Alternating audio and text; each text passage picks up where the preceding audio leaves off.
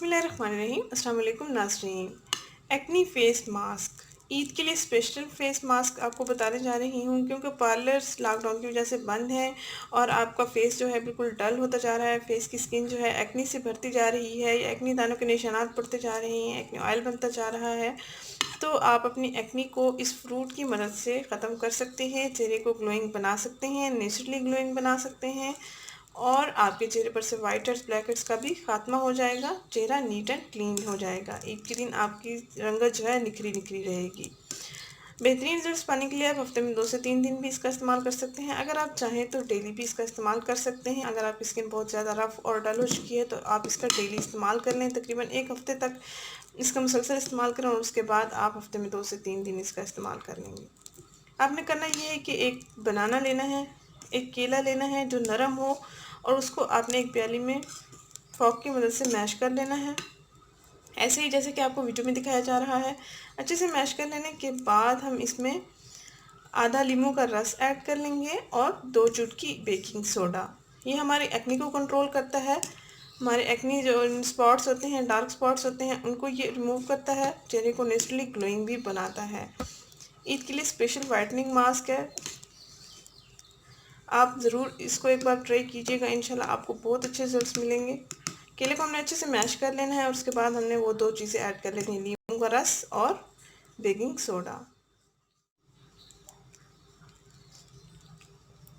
ये आपका best anti ageing भी है। आप अपने चेहरे पर से ज़्यादा उम्र के, बड़ी उम्र के असरात को भी ख़त्म कर सकते हैं और अपने चेहरे को भी निखार सकते हैं। आधा नींबू का रस हमने ऐड कर लिया है।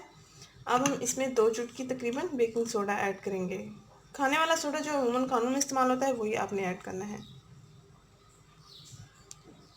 किसी भी कंपनी का आप बेकिंग सोडा ले सकते हैं और इसमें आपने 2 चुटकी तकरीबन बेकिंग सोडा ऐड करना है।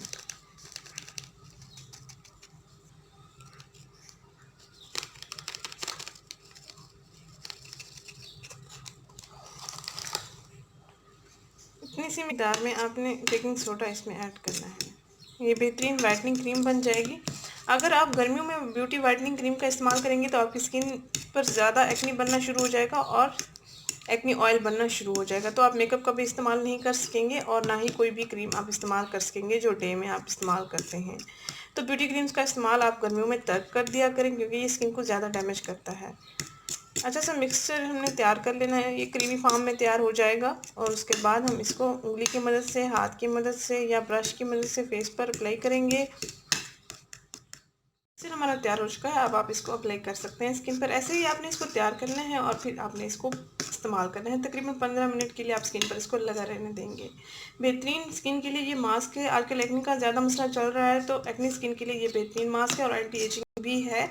आप इसका इस्तेमाल कर सकते हैं इजीली। इसके कोई साइड इफेक्ट्स नहीं है, आप आसानी से इसका इस्तेमाल कर सकते हैं।